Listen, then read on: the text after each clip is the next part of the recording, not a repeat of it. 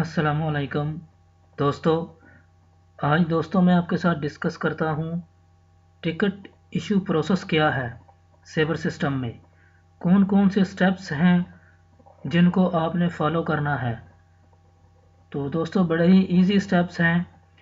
तो इसकी अंडरस्टैंडिंग के लिए दोस्तों आज ये वीडियो मैंने बनाई है कि टिकट इशू प्रोसेस क्या है और कौन कौन से स्टेप्स हैं जो आपने सेबर सिस्टम में फॉलो करने हैं। तो दोस्तों सबसे पहले आपको पैसेंजर की इन्फॉर्मेशन मिलती है, पैसेंजर की डिमांड क्या है, वो कहाँ से कहाँ ट्रैवल करना चाह रहा है।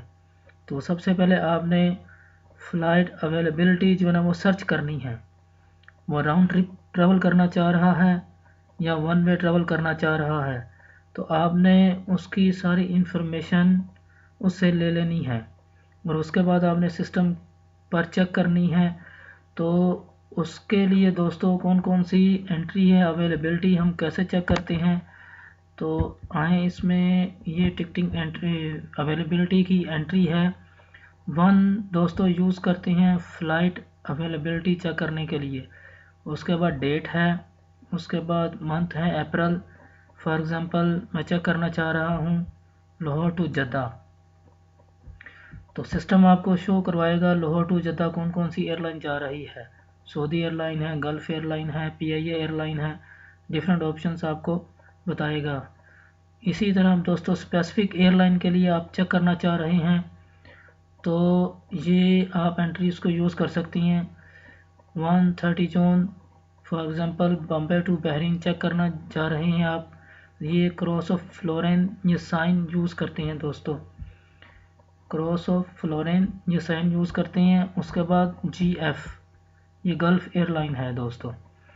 तो गल्फ़ एयरलाइन की अवेलेबिलिटी चेक करनी है आपने 30 जून बॉम्बे टू बहरीन। तो ये आप एंटर करेंगे। इसके लिए दोस्तों आपको तमाम सिटीज़ कोड याद होने चाहिए और एयरलाइंस के कोड क्या हैं ये भी आपको पता होने चाहिए। अगर आपको याद नहीं है तो आप सिस्टम से भी फाइंड आउट कर सकते हैं और आप इंटरनेट से भी चेक कर सकते हैं। तो ज़्यादा इशू ये है कि आपको एंट्री का पता होना चाहिए। तो ये मैं आपको बता रहा हूँ स्पेसिफिक एयरलाइन के लिए अगर चेक करनी है अवेलेबिलिटी तो ये एंट्री आप यूज़ करेंगे दोस्तों। इसी तरह अगर दोस्तों टाइम के लिए चेक करनी है किस टाइमिंग पे आपको चाहिए अवेलेबिलिटी चाहिए पैसेंजर को। For example 30 June Riyadh to Dubai travel करना चाह रहे हैं 2 PM 2 बजे की फ़्लाइट, वो 2 बजे के करीब ट्रैवल करना चाह रहा है तो आप ये यूज़ कर सकते हैं दोस्तों 2P। इसी तरह दोस्तों अगर वाया कनेक्टिंग फ़्लाइट अगर आपने चेक करनी है for example via connecting city and time 130 June Bahrain to New York, Bahrain to New York 1 AM ये दोस्तों 1 A टाइमिंग के लिए और ये पेरिस से कनेक्टिंग फ़्लाइट है। पेरिस से कनेक्टिंग फ़्लाइट होगी दोस्तों बहरीन से पेरिस, पेरिस से न्यूयॉर्क। इस तरह करके दोस्तों आप चेक कर सकते हैं। ये अगर स्पेसिफिक क्लास की अगर आपने चेक करनी है तो ये डैश कोई भी क्लास की अगर आपने करनी है तो YKH ये आप यूज़ कर सकते हैं। तो दोस्तों सबसे पहले हमने अवेलेबिलिटी चेक करनी है, उसके लिए ये एंट्रीज मैंने आपको बताई हैं, ये आप देख सकती हैं। अगर वन वे है तो वन वे आप चेक कर लेंगे, फ़्लाइट सर्च कर लेंगे। अगर राउंड ट्रिप है तो राउंड ट्रिप दोनों आप जो है ना सेगमेंट्स जो है ना वो फाइंड आउट कर लेंगे। उसके बाद दोस्तों हमने सीट सेलेक्ट करनी है। For example 0 to M3 zero seat selection के लिए यूज़ करते हैं दोस्तों सेबर में। 2 जो है नंबर ऑफ़ पैसेंजर्स हैं, 2 पैसेंजर्स हैं, 3 पैसेंजर हैं 3 आ जाएगा, 4 हैं तो 4 यूज़ करेंगे दोस्तों। तो M जो है दोस्तों क्लास है और 3 जो है ना वो लाइन नंबर है, किस लाइन में आपने सेलेक्ट की है माई क्लास वो आप वो 3 ये है। तो इसी तरह दोस्तों वन वे की सिलेक्शन करेंगे। इसी तरह आपने उसके बाद आपने अराइवल की सिलेक्शन करनी है। तो दोनों की जब आप सीट सेलेक्ट कर लेंगे, उसके बाद दोस्तों हमने फेयर चेक करना है। फेयर हमने किससे चेक करना है, ये एंट्रीज आपको नज़र आ रही हैं। आप WPNI यूज़ कर सकते हैं। सबसे पहले आप WP देखेंगे, उसके बाद दोस्तों आप WPNC एंटर करेंगे। जब WPNC एंटर करेंगे तो वो आपको चीपेस्ट फेयर बताएगा। इसी तरह आप WPNI भी यूज़ कर सकते हैं दोस्तों। ये आपको ऑप्शंस बताएगा, डिफरेंट ऑप्शंस बताएगा कि कौन कौन सी एयरलाइन की जो सबसे चीपेस्ट ऑप्शन है, उसके बाद सेकंड एक्सपेंसिव ऑप्शन है। 4-5 ऑप्शंस आपको बता देगा, तो आपने उसमें से कोई भी सिलेक्ट कर सकते हैं। इसी तरह बुकिंग के लिए दोस्तों ये चीपेस्ट फेयर बुकिंग के लिए WPNC भी यूज़ करते हैं दोस्तों ये एंट्री।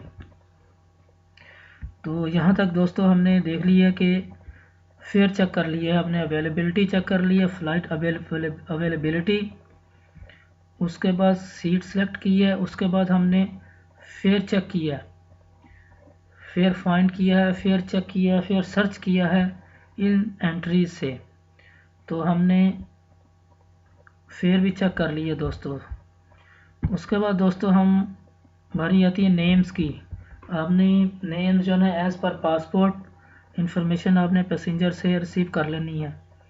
तो एज़ पर पासपोर्ट जो नेम है वो आपने एंटर करनी है दोस्तों। इसमें नेम के लिए ये की यूज़ करते हैं दोस्तों, नेम की दोस्तों, ये नेम की है डैश, और ये लास्ट नेम है और ये फर्स्ट नेम है दोस्तों।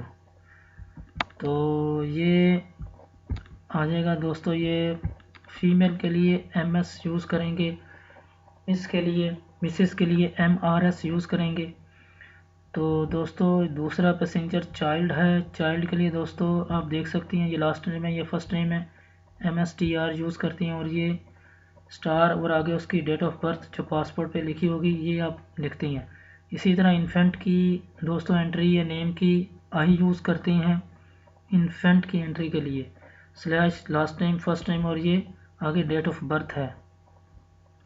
तो ये दोस्तों नेम की एंट्रीज थी, आप देख सकती हैं। इसी तरह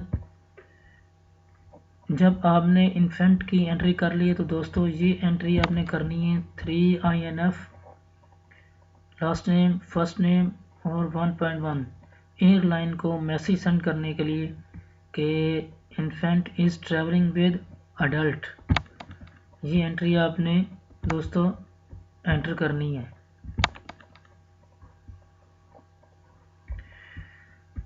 उसके बाद दोस्तों आपने टेलीफोन नंबर एंटर करना है। तो ये एंट्री यूज़ करते हैं 9 टेलीफोन एंट्री के लिए, मोबाइल एंट्री के लिए दोस्तों 9 यूज़ करते हैं स्काई ट्रैवल। इसी तरह दोस्तों ये मोबाइल कस्टमर मोबाइल के लिए हम CTC पैक्स और ये 9 उसके बाद मोबाइल नंबर इसका रजिस्टर करेंगे। इसी तरह दोस्तों जब ये इन्फॉर्मेशन हमने लिख ली है उसके बाद आएगा पासपोर्ट डिटेल। पासपोर्ट डिटेल में दोस्तों ये साइन है पासपोर्ट एंट्री के लिए, तो जैसे 9 साइन है टेलीफोन एंट्री के लिए, 3 साइन है आई साइन है इन्फेंट एंट्री के लिए। तो इसी तरह पासपोर्ट एंट्री के लिए दोस्तों साइन है 3 डॉग्स अल्फ़ा।